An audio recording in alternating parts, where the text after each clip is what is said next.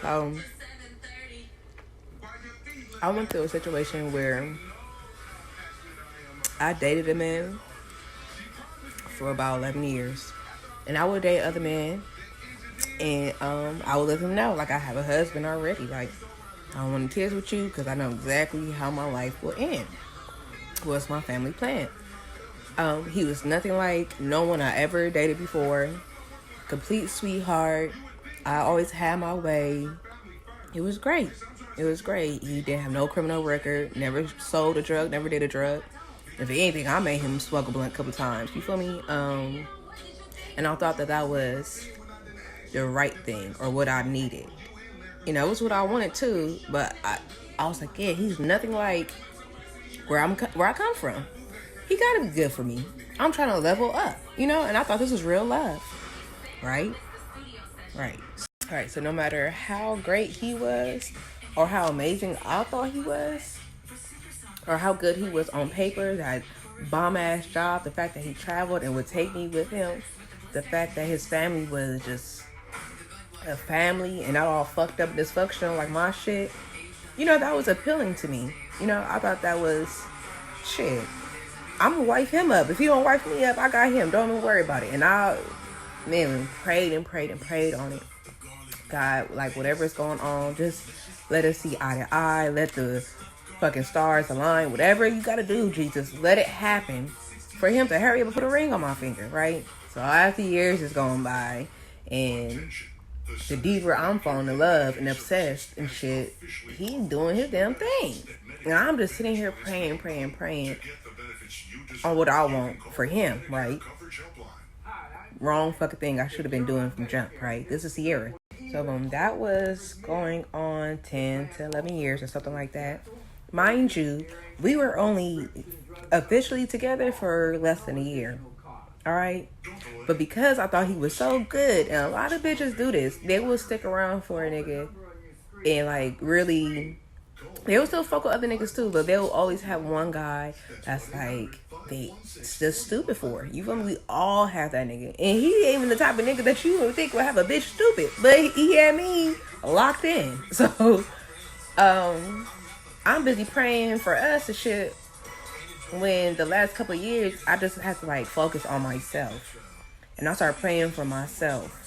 And I started really bettering myself, my nigga. Like, these last 3-4 years, I really been working on me.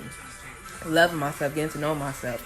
Knowing what it is that I want, that I need, that will be good for me. And not like these popular, friendly ass niggas out here. You know what I mean? No doubt, I done kissed a gang of frogs in between the time that I decided I knew what I had to do for me to take care of my heart. Because ain't nobody gonna love you like yourself, you know? And I have to really cater to that shit. I stay out of bullshit drama. I stay out of bitches bullshit.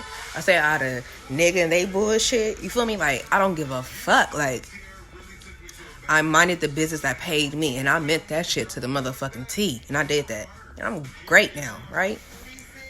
So, it's just crazy. Like, I went through all that shit with this nigga. Learned myself.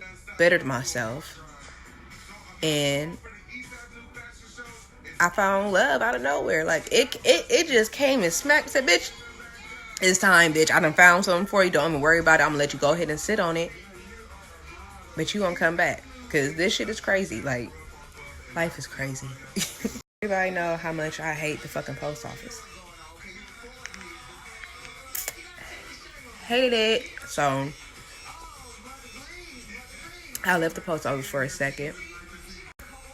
Came back. Right? And when I came, but before I left, I was introduced to my honey and stuff. He wasn't my honey at the time. It was this other girl. She wanted him to be his honey. It didn't work out though. So, yeah, she was on him, but was talking to me about him. And I was like, oh, I've been seen him. But I didn't, you know, I don't fuck with no niggas at work. I ended up leaving from that job for a month. Come back. And he's one of the first people I see. And for some reason, I was happy as fuck to see him. And then we hugged.